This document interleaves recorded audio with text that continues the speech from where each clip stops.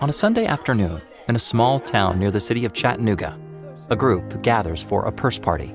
We represent Piece of Thread, which is a local initiative, and it's under the umbrella of AMFA, which is Adventist Muslim Friendship Association. We had a purse party, and it was in somebody's home, and so she invited a lot of her friends from the church that they attend, and then we set up and showed them the purses.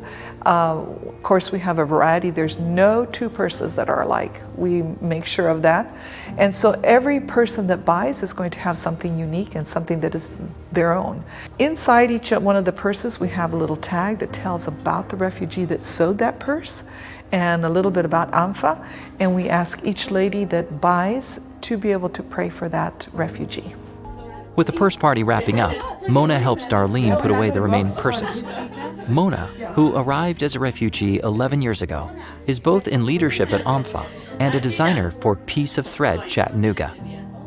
We sell a lot of purses, and God bless us with all kind of people. They came here.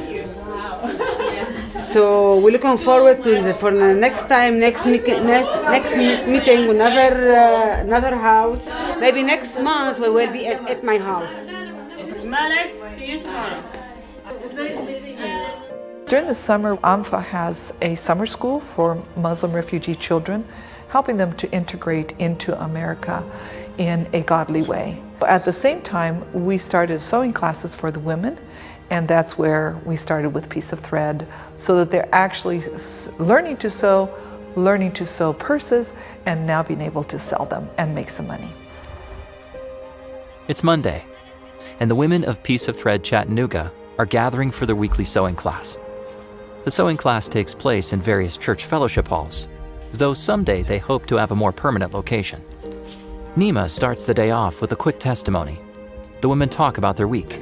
Darlene talks about the successes of Sunday afternoon, makes some announcements, and after a short prayer, they begin on a new purse design.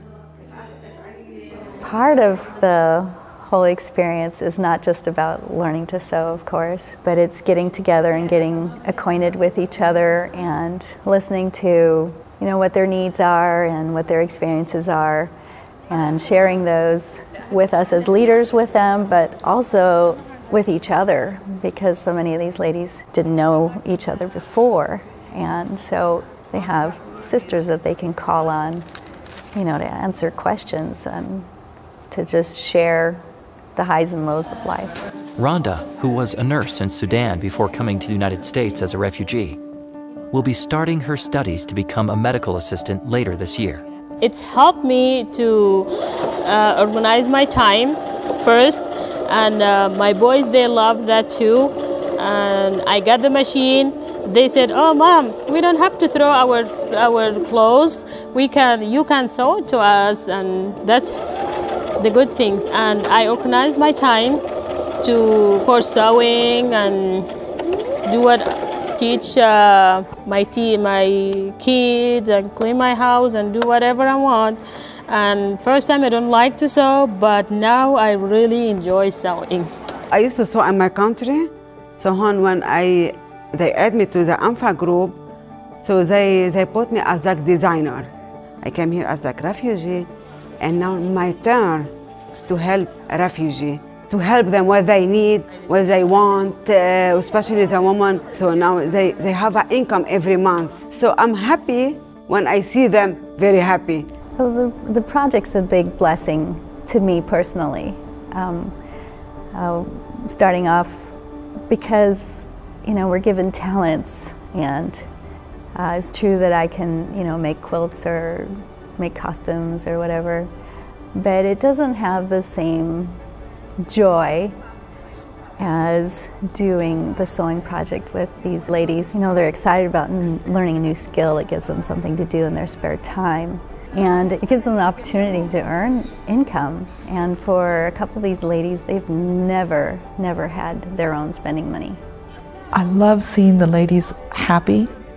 I love seeing the ladies creating, interacting.